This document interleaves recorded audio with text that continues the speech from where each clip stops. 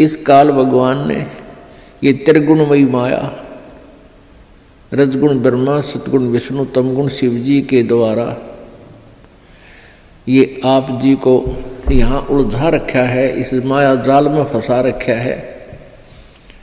ब्रह्मा जी की रजोगुण माया के आधार से आप जी संतानों उत्पत्ति करते हो, यहाँ के ठाठ बाट की चाह करते हो, और विष्णु जी के सतोगुण की माया के प्रभाव से आप जी यहाँ एक दूसरे में ममता मोह के माध्यम से जुड़े हुए हो, जकड़े हुए हो। तो पर आप जी के हमारे ऊपर इतना जबरदस्त दबाव है कि हमें कुछ भी दूर तक का सूझता नहीं, हमें होश नहीं है। इस त्रिगुणमयी माया की भांग का नशा हमारे ऊपर इतना प्रभावित है कि हमें अपनी मौत दिखाई नहीं देती। परमात्मा याद दिलाते हैं, जैसे कोली रेजा बुने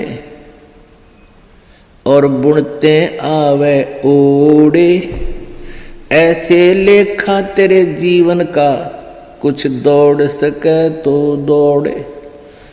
जिस प्रकार पहले, आजकल तो फैक्ट्रियां बन गई, ये मशीन ऐसी आ गई जो कपड़े फटाफट बुन देती हैं।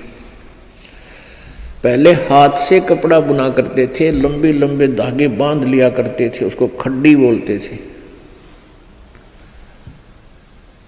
और पतला सा धागा होता है, उस धागे को उन धागों में से हाथ से निकाला करते थे, एक मैनुअली हैंडल करके एक हाथ से ऐसे एक नली सी होती थी, उसके अंदर से निकाल देते, एक धागा ऊपर नीचे करके, फिर दूसरा धागा ऐसे लाते थे, फिर ऐसे लाते थे, फिर ऐसे लाते थे,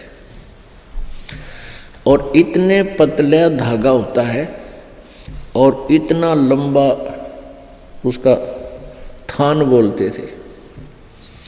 एक बहुत लंबा थान लगभग 50-60 फुट का वो तैयार हो जाता है। यानी उस पतले से धागे से बार बार ऐसे चलने से वो अंत आ जाता है, वो कप थान इतना लंबा पूरा हो जाता है, उसका एंड हो जाता है।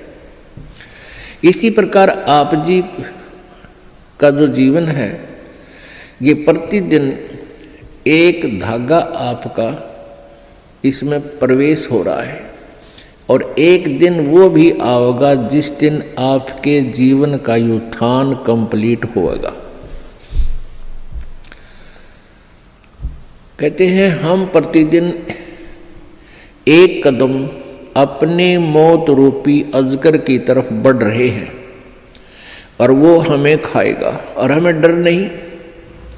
तो ऐसी हालत नशे वाले प्राणी की होती है, वो चाहे शेर के जा चिपके और वो सांप भी पकड़ ले, क्योंकि उसमें नशा है, उसको पता ही नहीं तू कर क्या रहा। तो इस नशे को कैसे हटाया जाएगा? ये सत्संग रूपी एंटीबायोटिक कैप्सूल खा के, फिर इनसे आपका जो त्रिगुणमयी माया के द्वारा प्रभाव आपके ऊपर हुआ है वो खत्म हो जाएगा, वो नाम मात्र सा रह जाएगा, और धीरे धीरे आप अपने भविष्य की चिंता करने लगोगे। मौत बिसारी बावले अचरज किया कोने, तन माटी में मिल जाएगा जो आटे में लौने। परमात्मा कहते हैं तो मौत भूल गया, तने कितना बड़ा आश्चर्य कर रखा है।